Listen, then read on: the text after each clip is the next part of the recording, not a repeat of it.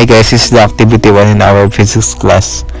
Here we will wrap the balloon on our hair for some time and after that, we will put the balloon near the pieces of paper on the table.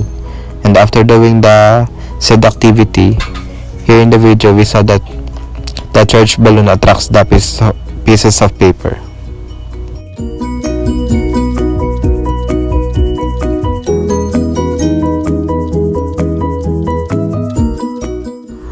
And here, we will wrap the silk cloth on the PVC pipe, and after doing that, we will try to observe what happens when they are put near each other. Here we will have two pieces of tape and we will put tape it on the table, and after that we will remove it at the same time and we will put it near each other and observe the results. And in the video we observe that the two tapes attracts each other. Here we will tape a piece of tape on the table and we will put another tape on top of it, and after that we will remove them both and see if it attracts or repels each other. And after doing the activity, we learned that the tapes attract each other.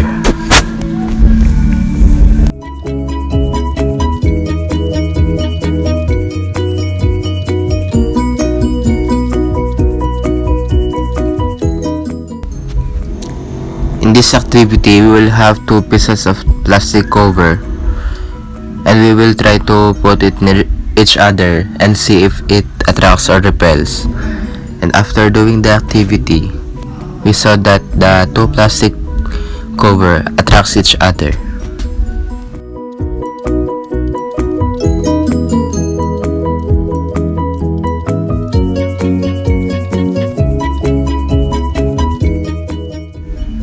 Here, we will also have two pieces of plastic cover and we will try to charge the other one with a piece of paper. And after that, we will see if it attracts each other or repels. And after doing the activity, the charged plastic cover attracts the other piece of plastic cover, but in a stronger way. Here we will connect two pieces of plastic cover with a 5 cm string, and we will charge the both plastic covers and see if it attracts each other or repels. And after charging the plastic cover, we will hang it like as seen in the video, and we will calculate the electrostatic force.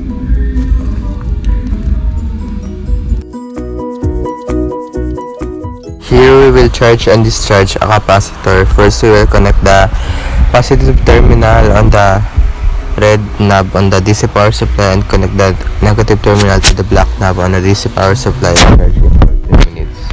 It is important that it will not exceed 3 minutes for observations.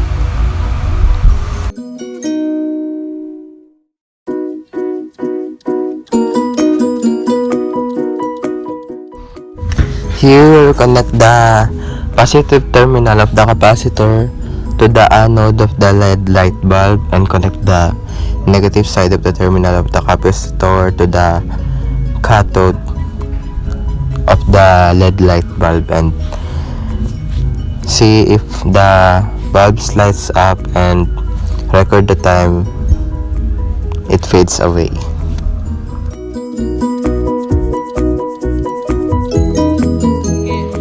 Ito sobra naman. Ilan?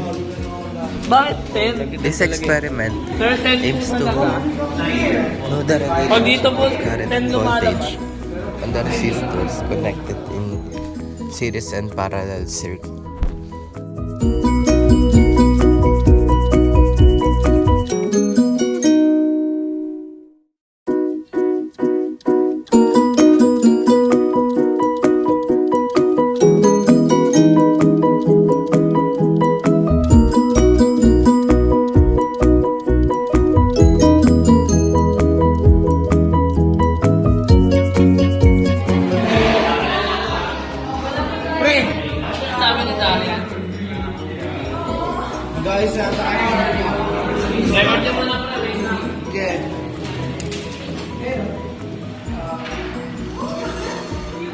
repel lang, repel.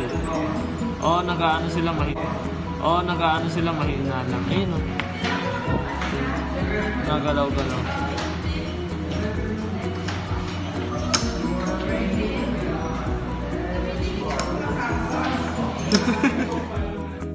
Here we will hang 3 paper clips on one pole of the magnet and observe what will happen if they attract or repels each other, and after that we will remove the magnet and also observe, and also remove the upper clip and observe what will happen to the clips.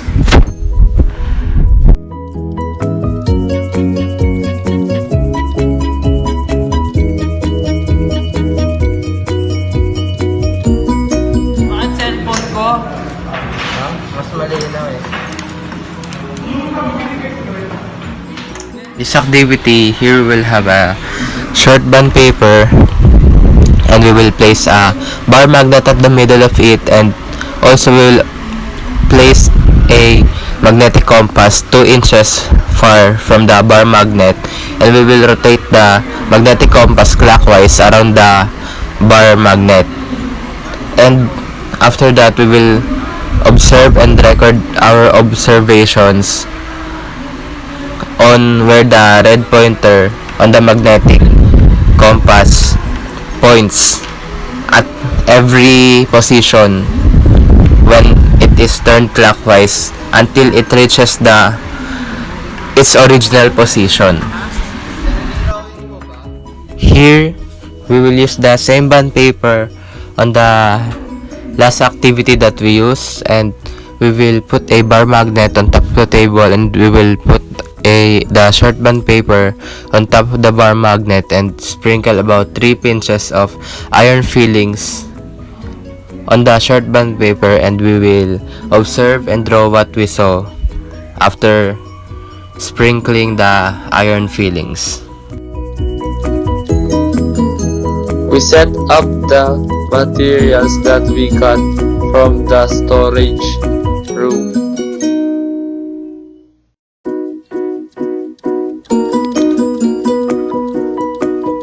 We place the panels which has horizontal bars on it.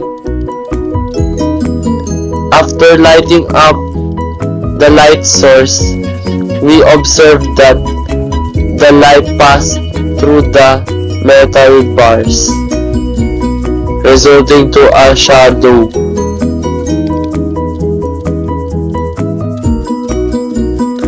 We moved the panel closer to the light source, which resulted to the enlargement of the lights made by the light passing through the metal lines.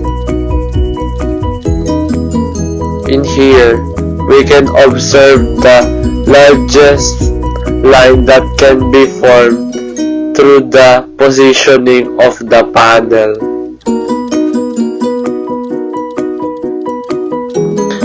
This is a new experiment wherein we tried to move the bar clockwise. As we turn the metal panel, we now form a diagonal line.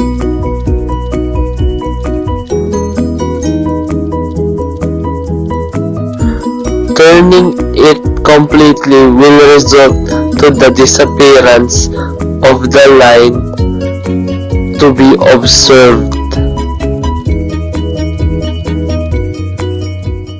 In this experiment, we will adjust the components of the equipment to form a single ray of light on the ray table that is labeled normal. After that, we will rotate the ray table and record the angle of incidence and its reflection.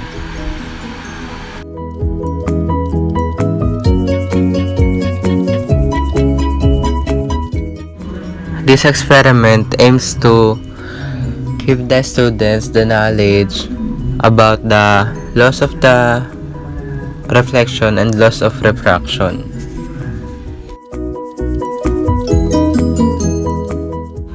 And this is the last experiment that we performed in our basics class.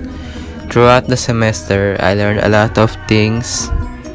I gained a lot of knowledge about physics. Thanks to our teacher, Sir Rex. Thank you for teaching us wholeheartedly.